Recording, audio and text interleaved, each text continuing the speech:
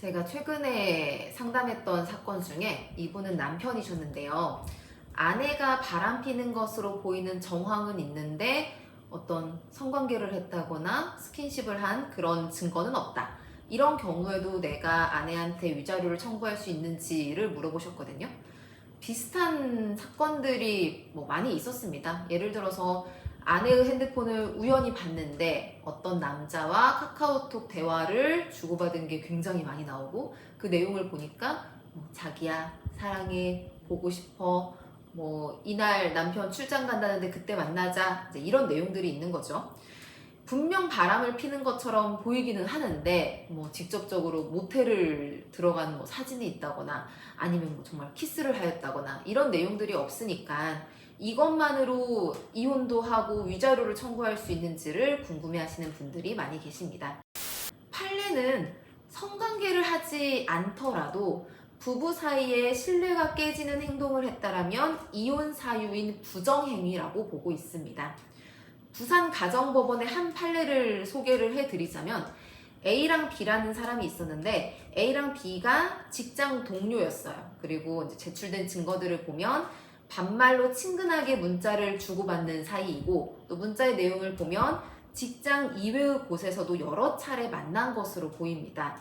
또 특정 날짜에 함께 식사하고 그날 모텔에 들어간 것까지는 이제 문자 내용이 나와 있습니다.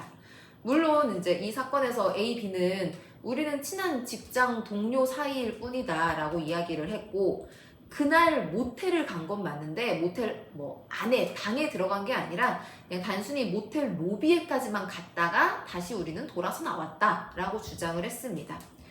이 사건에 있어서 법원은 A, B가 주장하는 내용이 맞다고 하더라도, 그게 사실이라고 하더라도 모텔 로비에 같이 들어갈 정도로 친밀한 사이였다라고 하는 것이 인정이 되고, 본래 판례는 부정행위가 성관계를 하지 않았다고 하더라도 부부의 정조 의무에 충실하지 않은 모든 행위를 의미하고 있기 때문에 A, B의 이 행위는 부정행위다라고 판단을 하였습니다.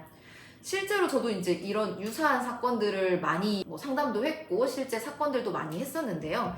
성관계를 하였다고 볼만한 구체적인 증거가 있으면, 정말 이 카카오톡 대화 내용으로 비추어 봤을 때 빼도 박도 못하는 그런 내용들이 있다거나 아니면 정말 사진이 있다거나 이런 경우에는 이제 상대방도 특별히 반박을 하지 못하는데, 그런 증거가 없고 약간 애매한 경우, 이제 그런 경우에는 친한 사이였다라고 보통 반박을 합니다. 우리가 친한 사이였기 때문에 자기야 이런 것들도 친한 사이에 할 수 있는 말 아니냐, 자기야 사랑해 보고 싶어 이건 친한 사이에 충분히 할 수 있는 대화이다. 또 우리는 친하니까 자주 만나가지고 회사 얘기도 했고 이런 것이었다. 우리가 결코 사귀는 사이도 아니고, 꼭 그분들이 강조하시는 게 우리는 스킨십을 한 것도 아니고 우리가 성관계를 한 것도 아니지 않느냐라고 말씀을 하시거든요.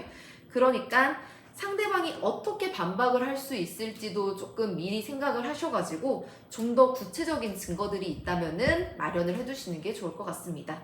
어쨌든 오늘 제가 말씀드리고 싶었던 것은 이제 이혼 사유의 대표적인 부정행위, 쉽게 말해서 이제 상대방이 바람을 핀 행위, 이게 꼭 성관계를 해야만 바람을 폈다라고 보는 것은 아니고, 구체적인 사실관계를 따졌을 때 부부 사이의 신뢰를 깨뜨릴 수 있는 행동이라고 본다면 이혼 청구를 하고 위자료 청구를 하는 것들도 모두 가능하다라는 것입니다.